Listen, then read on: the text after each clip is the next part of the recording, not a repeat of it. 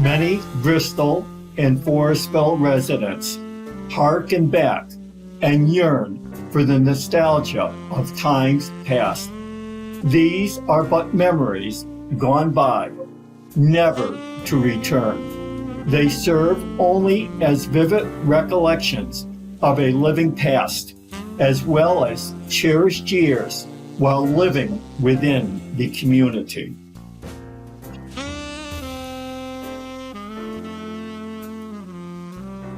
People met, cared for, and mentored each other.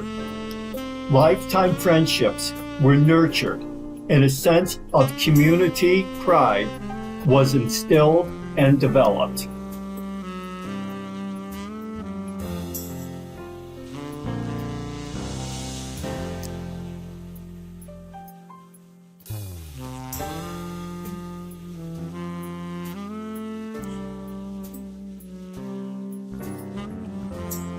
Gone or changed are many of the images etched in memory.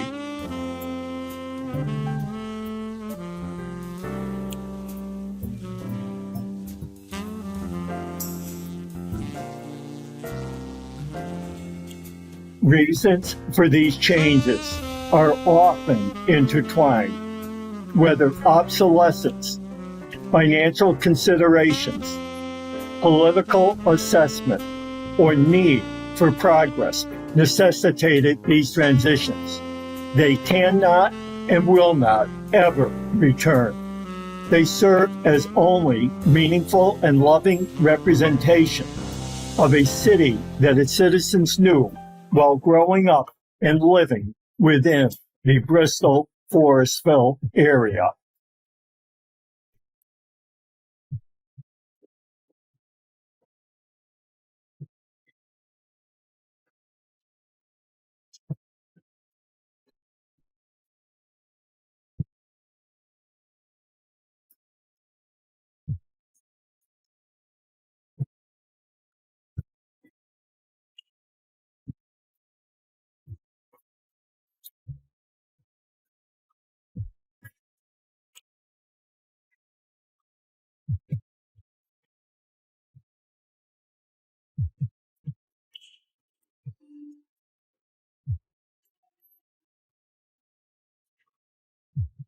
Many of our residents, educated and nurtured by a caring community, went on to national careers, prominence, and fame. Several went on to participate as members of the United States Olympic teams. Karen and Sarah Josephson synchronized swimming. Chris Watts handball team. Debbie James marksmanship. Michelle Garrett rowing. Still others became performers or writers. Gianna D'Angelo, opera singer. Gary Berghoff, radar. Bob Crane, Hogan's Heroes. John Beardsley, Elvis impersonator, Nashville. Adrian Wojnarowski, National Sports Writer of the Year, 2018. Michael Reese, Writers for The Simpsons. Henry Grabowski became a two-term member of the U.S. House of Representatives. Barbara Franklin, Secretary of Commerce. Cynthia Getsuris Helmarson, Lutheran Bishop, Saskatchewan, Canada. Scott LaChance, National Hockey League. Tom Chopay, Major League Baseball with the New York Yankees and Baltimore Orioles. The recycling or repurposing of Bristol lands and facilities had been occurring for many years. This was especially true as the community transitioned from a farming agrarian society to an industrial base. The advent of the federal government's redevelopment era of the late 1950s and 60s ushered in major changes that would alter the downtown center forever. The city government, led by Mayor James P. Casey, recognized the need for better river containment in the city's center after the $3.5 million destruction caused by the catastrophic flood of August 1955.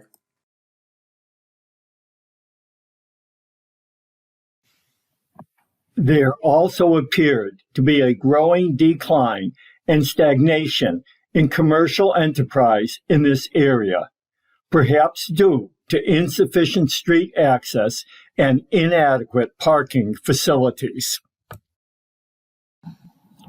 The city premised that engaging in the federal redevelopment program with its associated financing could assist in alleviating these problems with minimum expenses incurred while also revitalizing the downtown area.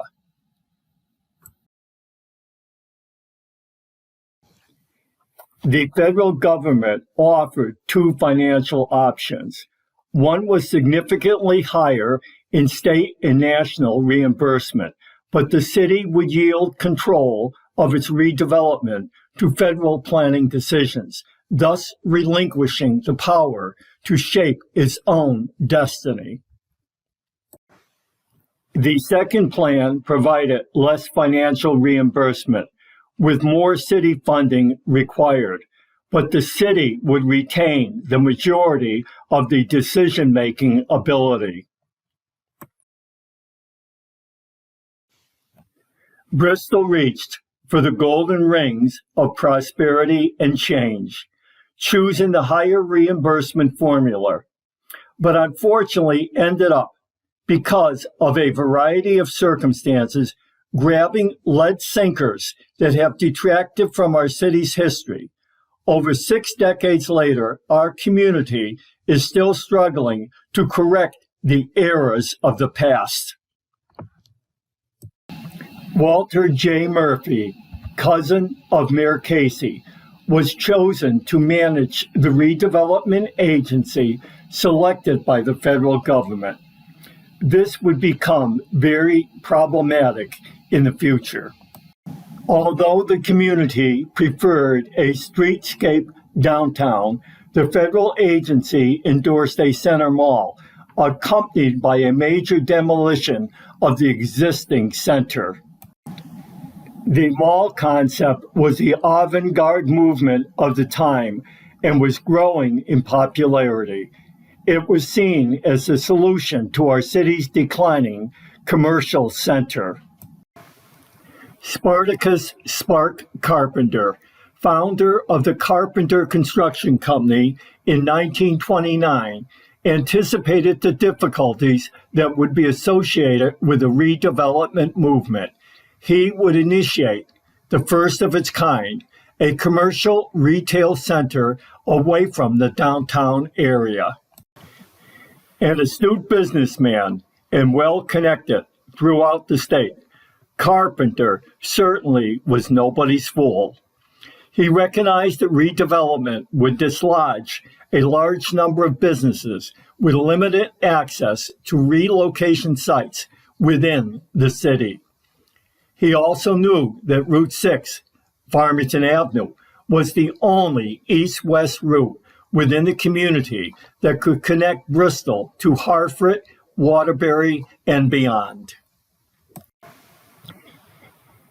He surmised that the planned extension of Route 72 through Bristol to connect with Route 8 in Thomaston would not be accomplished, and that Route 84 would never travel through Bristol.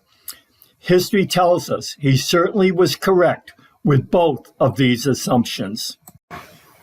Route 6, or Farmington Avenue at that time, was an undeveloped route with scattered small stores, eating places, gas stations, and spacious farm and dairy land.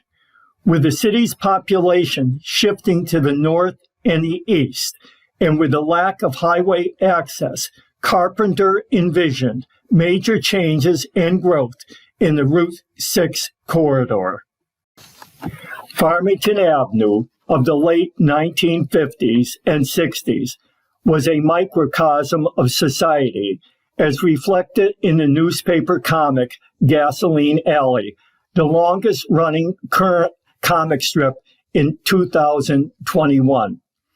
Reflecting traditional American values, the character Skeezik aged and changed in real time, experiencing the transitions and turmoils of a changing society. This was unlike other comics whose characters never aged. Skeezik, an abandoned baby, grew up, served in World War II, married and had children of his own, as well as witnessing relatives living as self-serving politicians, only interested in their own personal success, without regards for others. Carpenter anticipated that Route 6 would age, grow, meet our community's needs, offer new benefits, and, as well, experience some associated difficulties. Completed in 9 months, Carpenter's Bristol Shopping Plaza, with the Bradley Department Store at the west end and Stop and Shop as the eastern anchor, this new retail center was an instant success. Out-of-town stores moved in, and several former center-of-town merchants ironically used the relocation stipends to move to this new Route 6 facility. It was enlarged 1 year later and again in 1966 with the D&L store located at its eastern perimeter. Several other changes have transpired, including the front section on Farmington Avenue, which included the El Dorado Diner and later the Globe Travel Agency. These changes necessitated the relocation of a city street and removal of the former Howard Johnson's restaurant and the Victoria Motel. Carpenter's retail mall had become a vibrant concept and probably provided the death knell for the recreation of a downtown Bristol commercial center. Route 6, as in Gasoline Alley, was aging, changing, and developing to meet the needs of the community. Shoppers Junction, now the ShopRite Plaza, with Mammoth Mart as its anchor, opened in 1965. During the early 1970s, both the Hub 6 Plaza, now the Bristol Commons, and the Woolco Plaza at opposite ends of Farmington Avenue were opened. Carpenter's idea of Route 6 becoming a thriving retail business center within Bristol was certainly taking place. Meanwhile, the redevelopment of the 67.7 acres of downtown Bristol required the demolition of 176 buildings, including 85 commercial establishments. In the name of urban renewal, the west side of Main Street and the former North Main Street were completely removed. Portions of Laurel, Meadow, and School Streets, as well as several smaller streets, were removed in the name of progress. Riverside Avenue and the Memorial Boulevard were also changed. The enormity of the project, especially being controlled by the federal government agency, began to rear its ugly head almost immediately.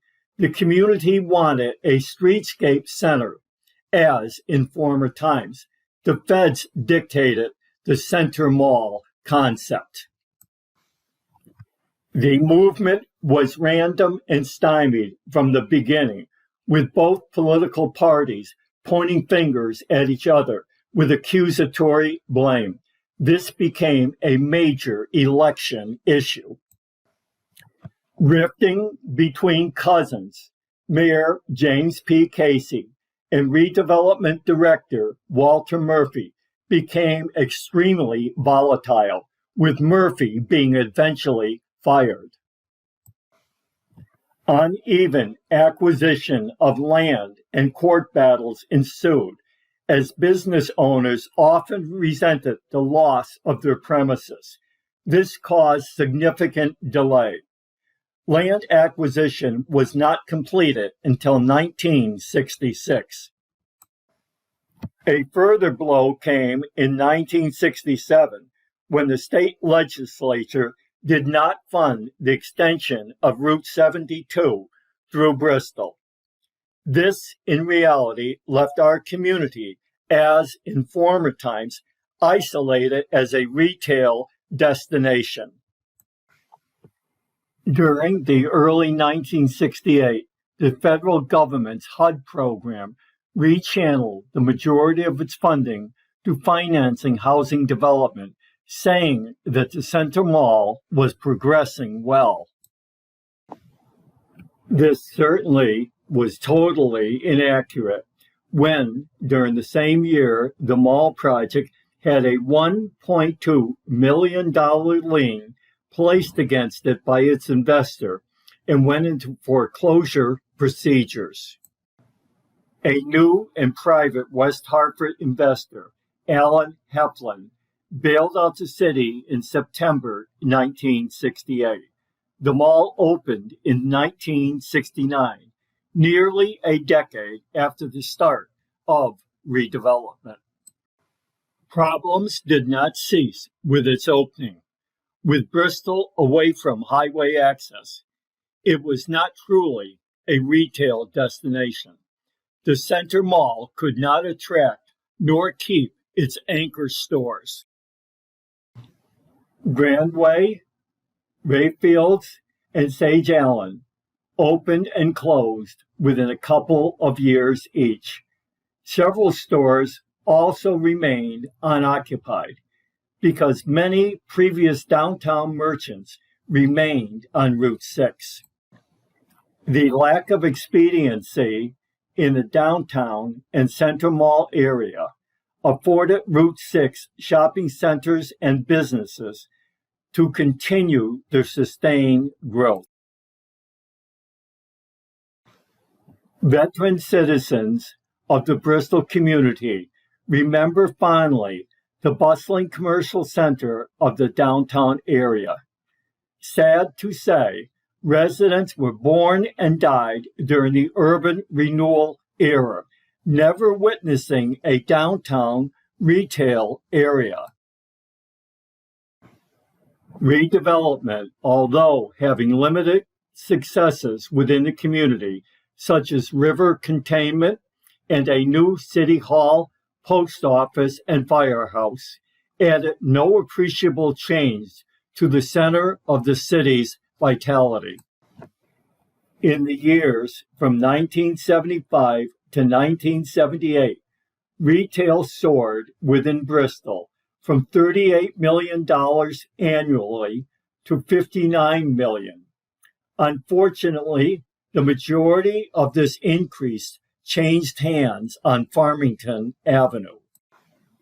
Nationally, this federal program left many communities with similar circumstances and became known as a scorched earth policy that added little to municipal growth.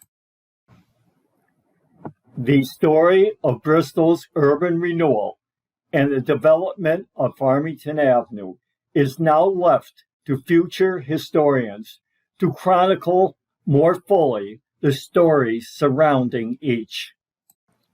The American Industrial Revolution, more commonly known as the Second Industrial Revolution, although historians disagree, started between 1820 and 1870.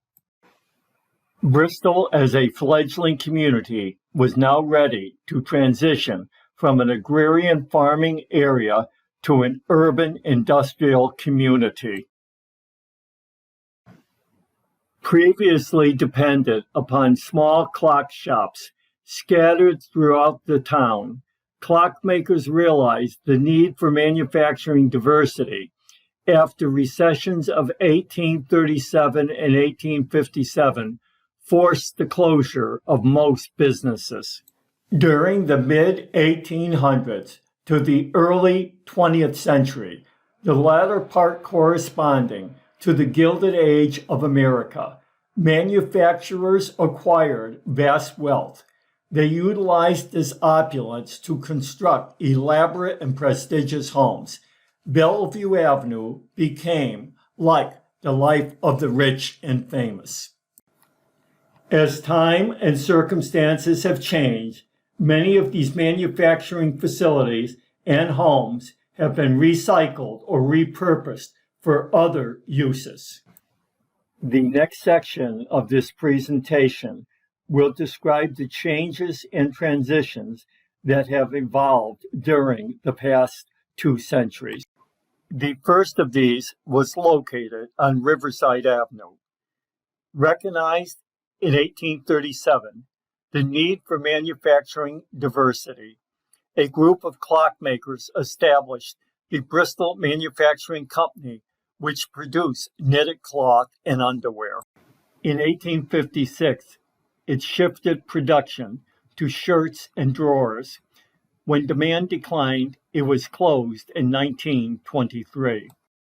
The Raytrix Knitting Mill of Watertown purchased it, and in 1945, for 20 years, produced knitted fabrics for outer and underwear.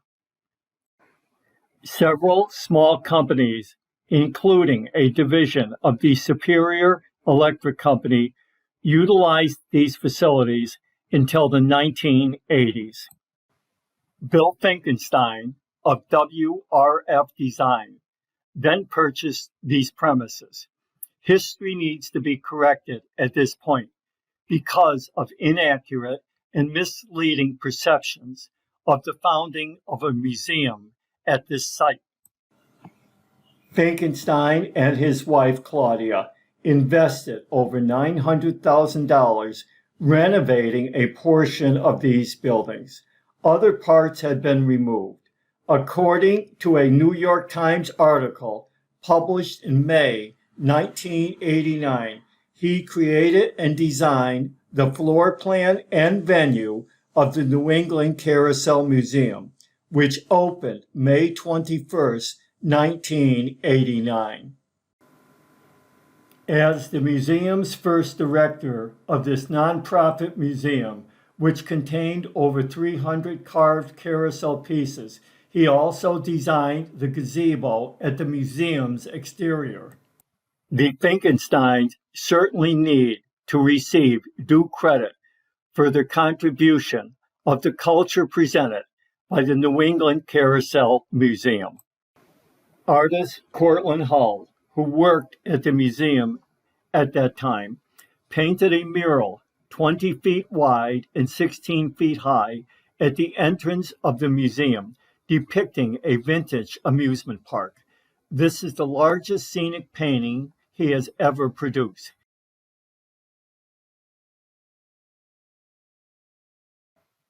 The Finkensteins certainly need to receive due credit for their contribution of the culture presented by the New England Carousel Museum. Finkenstein dedicated the museum to his parents on its opening day. The New England Carousel Museum still exists within the city as a thriving museum and recently installed its fourth director. The Museum of Fire Science and the Museum of Greek Culture are also located here. The Bristol Brass and Clock Company was founded in 1850 by a group of clockmakers, spearheaded by Elijah N. Welch. Located on Broad Street, the brass was utilized in clock production, but later was used for a variety of purposes. In 1880, it had become the city's largest employer. It was renamed the Bristol Brass Company, and during World War I became the Bristol Brass Corporation. During 1913, it constructed a new rolling mill. With the establishment of the rolling mill, employees were housed in tents on King Street. Utilizing a real estate subsidiary of the company, housing was established in 1960 to replace what was then known as Tent City. This housing has been recycled as private homes today and includes all residents living on 1st through 6th Street. The Bristol Brass Company survived 5 major wars, which included the Civil War, World War I, and World War II. It closed in 1982 after 132 years due to insufficient demand for its products. Today, many of these buildings have been repurposed. The Bristol Brass Corporation offices now are occupied by lawyers, while the rolling mill section contains the Bristol Sign Art Company, Gasky Energy, and several other occupants. On the southern side of the street are located P&W Tires, vacant rental spaces, and the highly used Liberty Recycle. Over the years, these premises have been occupied by a variety of businesses. Elijah Welch first lived in the Grove area on Church Avenue that it is believed will become the home of the new Forestville Firehouse. This was the site of the Methodist Episcopal, eventually Asbury Methodist, first outside services. Welch later lived in a home at the intersection of Church Avenue and Washington Street. This is now the dental office of Dr. Latvis and the Mondovi Family Dentistry. The Bristol Brass Company created 2 subsidiary factories that utilized the brass produced. The Bristol Brass Burner Shop, located on the corner of Stafford Avenue and Brook Street, manufactured brass and kerosene lamp burners in a converted George W. Brown factory, which produced clock mechanism tin toys. This factory burnt down in 1881 and was replaced by a 3-story wooden frame building, which became the largest factory within the community. With the advent of electricity to light homes and businesses, the burner shop was liquidated in 1910. This building was sold to and repurposed by the National Marine Lamp Company of New York. This company thrived during the shipbuilding days of World War I, but shortly after the war's conclusion went bankrupt. To avoid paying future taxes, it was taken down in 1932. A convenience store, Power Fuels, and J&M Auto Discount now occupy this site. The second subsidiary of the Bristol Brass, the American Silver Company, was incorporated in 1901.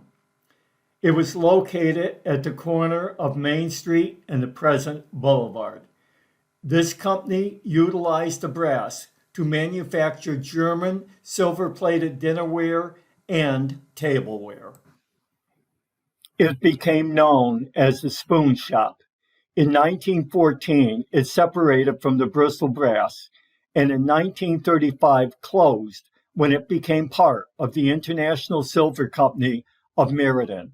It was taken down in 1937. Over the years, this corner of Main Street and the Memorial Boulevard, amongst other businesses, was a pharmacy, the XXX Auto Accessory Store, the City Hardware Store, the Al Susi Shoe Store, and presently the Downtown Cafe. The next company to be mentioned, the Ingram Clock Company, was established circa 1859 by Elias Ingram. The name was changed later to the E. Ingram Company when his son Edward joined the firm.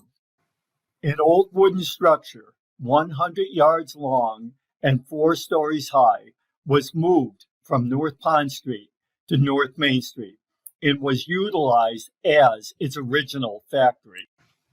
From 1902 to 1904, as the company grew, brick buildings were constructed to replace these.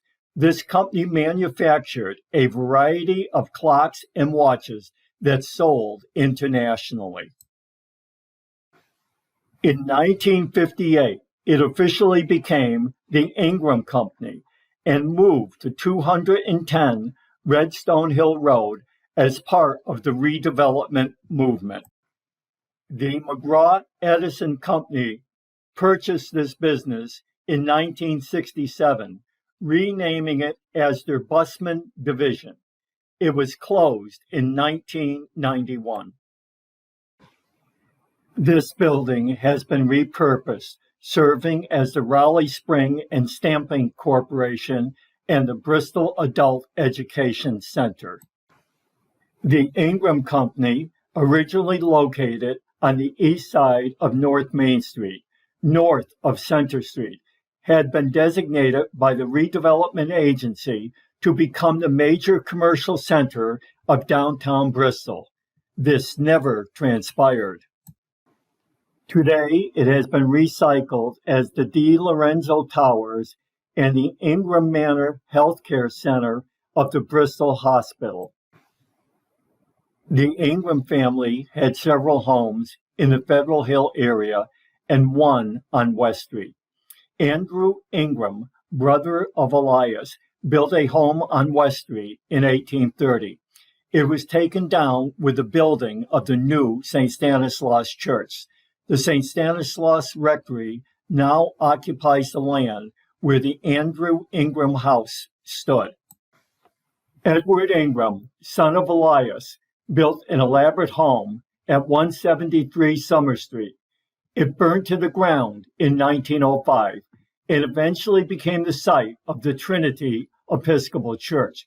A schism took place within this church, and the former Trinity Church has been repurposed. Walter A. Ingram, who became president of the Ingram Company, built an elaborate Queen Anne terracotta-style home with a brownstone granite base. Besides serving as his and other private residence, over the years it has served as the office of the American Red Cross, the office of obstetrician Dr. William Furness, and hosted an architectural firm. This is now the home of Movia Robotics and the Federal Hill Financial Company. William S. Ingram, who was the general manager of the clock company for over 40 years, built a 25-room home at 156 Summer Street in 1896. This, for years, was utilized as the Connecticut Conference Center of the United Church of Christ, known as the Ingram House. It is now a private residence. The next two companies, the Dunbar Spring Factory and the Wallace Barnes Company, had an on and off type of relationship. Together, they manufactured a variety of spring products.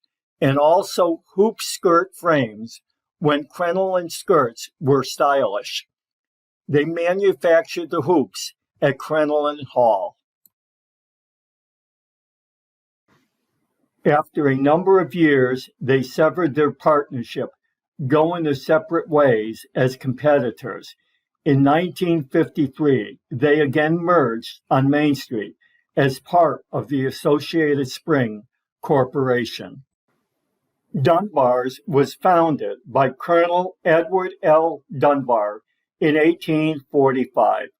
It was located at the corner of South and Union Streets. Their former wooden structures were replaced with brick facilities. When Edward died, his sons continued operation as the Dunbar Brothers. After its merger into the Associated Spring Corporation, the Dunbar building has been repurposed and utilized by a variety of businesses and organizations. Amongst these are the Sons of Italy Lodge, the Anne Carey Burke Dance Studio, the Coda School of Fine Arts, the Adult Learning Center, the Connecticut Carnival Supplies, and an archery range. A more recent tenant for many years was the Reucci and Facile Market. Connecticut Bicycle, and a company that sells and services a variety of heating products, are now located here. When Chauncey Jerome, Bristol's largest clockmaker at that time, left town after a disastrous fire destroyed his factory in 1845, Dunbar purchased his home at 126 South Street. Of Greek Revival style, it was built in 1832. Eclectic architect Joel Case added a cupola and Victorian trim in 1880. This house has once again been recycled and is now the home of the Benevolent Protective Order of the Elks. The facility is now known as Elks Hall. This is the home of Winthrop Dunbar, oldest son of Edward L. Dunbar. He and his two brothers took over the company as the Dunbar Brothers Company in 1872. This house was located at 94 South Street and is now serving as apartments. The Wallace Barnes Company began 2 years after the Dunbar Spring Company. It became the Associated Spring Corporation in 1923. As part of the redevelopment movement, the Barnes Company moved in 1970 to a 221,000 square foot facility on the Memorial Boulevard. Several businesses were dislodged because of this move. The administrative office building had laid dormant for several years. It has been purchased by the D'Amato Construction Company that is repurposing it to a state-of-the-art, multi-purpose, multi-tenant office building while still maintaining its architectural and historic integrity. This facility will be known as 10 Main Street. The Tracy Driscoll Company, Riverside Investment, and a fitness center are presently tenants. Barco Hall, the social center of the Associated Springs Corporation, will also be repurposed in the future. This facility formerly contained bowling alleys. The Barnes Group International Headquarters, built in 1976 on Main Street, is located on or near the site of the former lamented Bristol Post Office.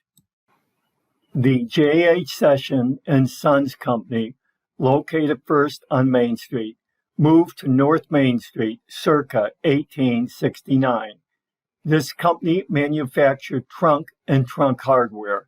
The name was formally changed when John Henry Sessions joined his father, John Humphrey Sessions. With significant business increases, a new modern brick plant was built at 273 Riverside Avenue in 1907. After the North Main Street factory was closed, it was used for several years as the Bristol Boys Club. The J.H. Sessions Company closed in 1994, after which several small businesses occupied it. It is presently being prepared to be sold, perhaps for apartment living. Both father and son lived on High Street. John Henry lived at 60 High Street in a home built by Joel Case in 1882. It is now known as Bellevue Manor and serves as a multi-family home. His father lived at 52 High Street. After his death, his home was repurposed as the Bellevue Apartments. John H. Sessions and William E. Sessions organized the Sessions Foundry in 1879. It moved from Laurel Street to Farmington Avenue in 1895. They purchased 300 acres of land near the railroad line. They established a picturesque front lawn with a brook running through it for their employees' enjoyment, unlike other factories, and also utilized part of this land for employee housing. This company made small and large castings needed by other companies. The foundry closed in 1954. It has been recycled as first the Hub 6 Plaza and is now known as the Bristol Commons Plaza.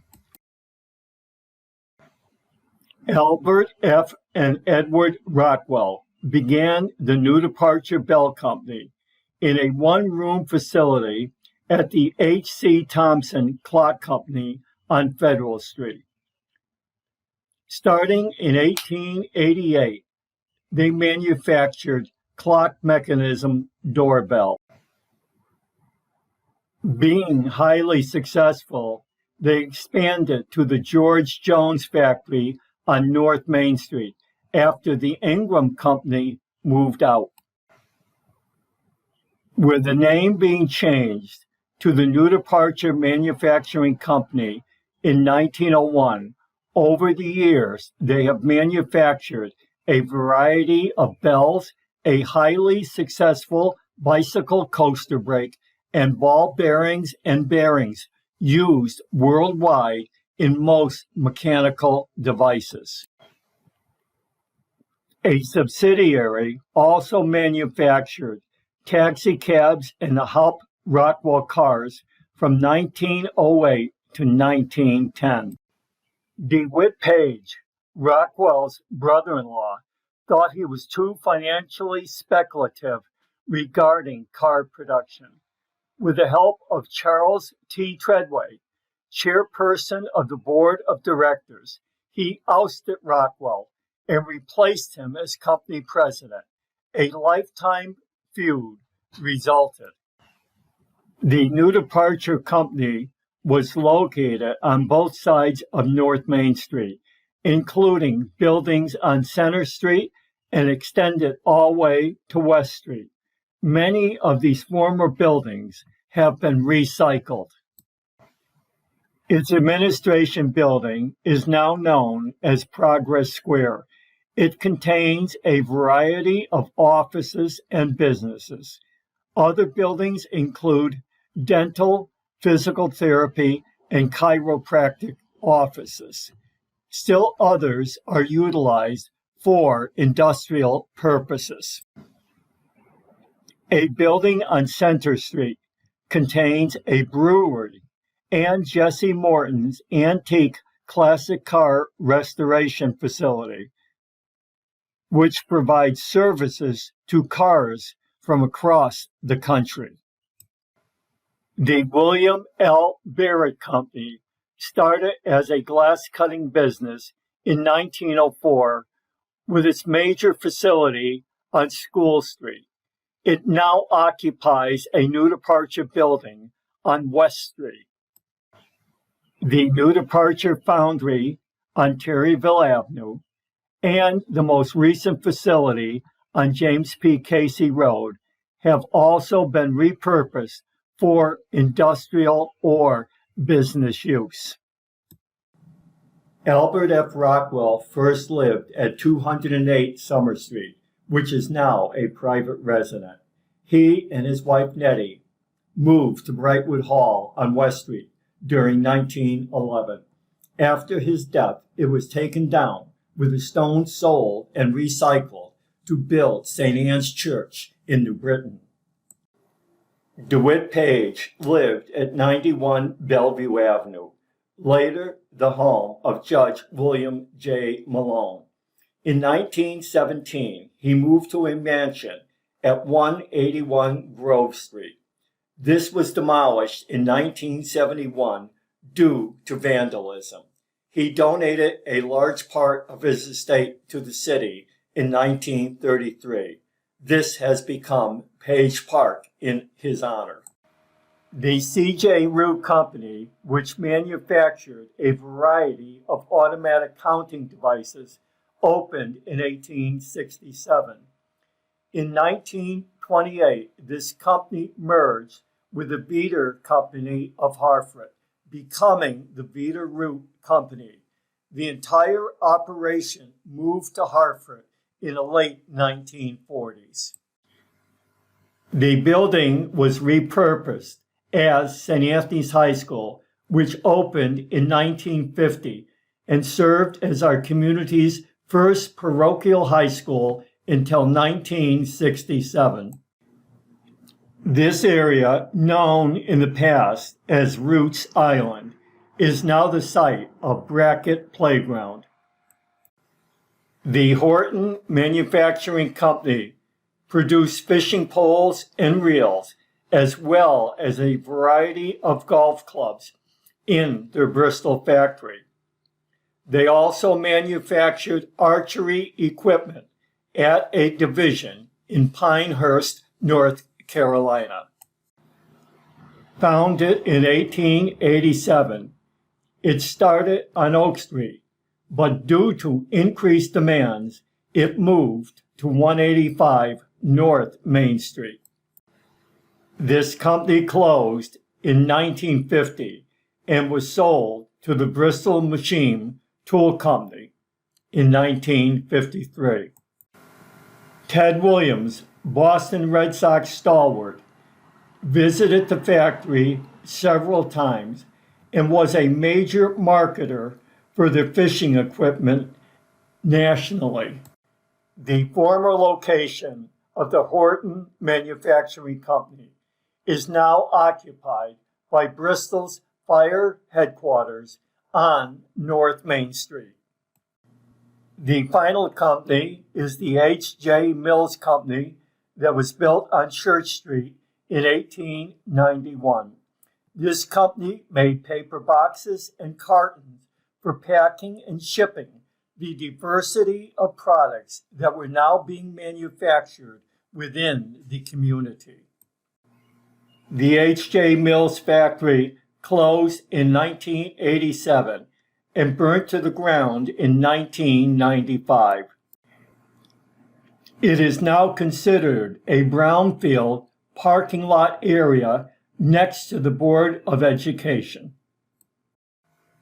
Session number 2 in September will discuss several small industries in Forestville.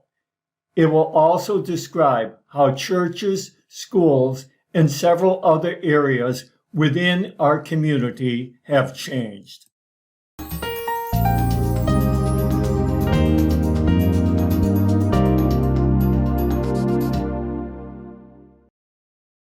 Nick Augustino right here at the East Side Restaurant. We always have the complete full dinner menu. Knockwurst, bratwurst, sauerbraten, potato pancakes, red cabbage, rice pudding, cream pies, all the desserts that Germany had to offer. I always do something different. Yes, I do. I brought seafood to the beer garden at the East Side Restaurant. East Side Restaurant, your German destination restaurant in Connecticut. Tiki-taka, hoi, hoi, hoi!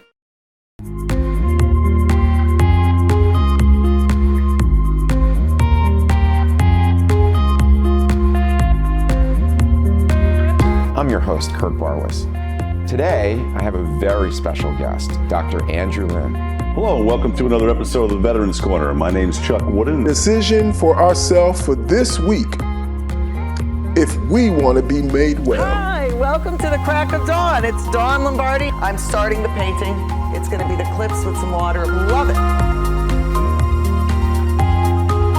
He took me on the sets of Lost in Space, Batman. Everybody has a story. What's yours? Until next time.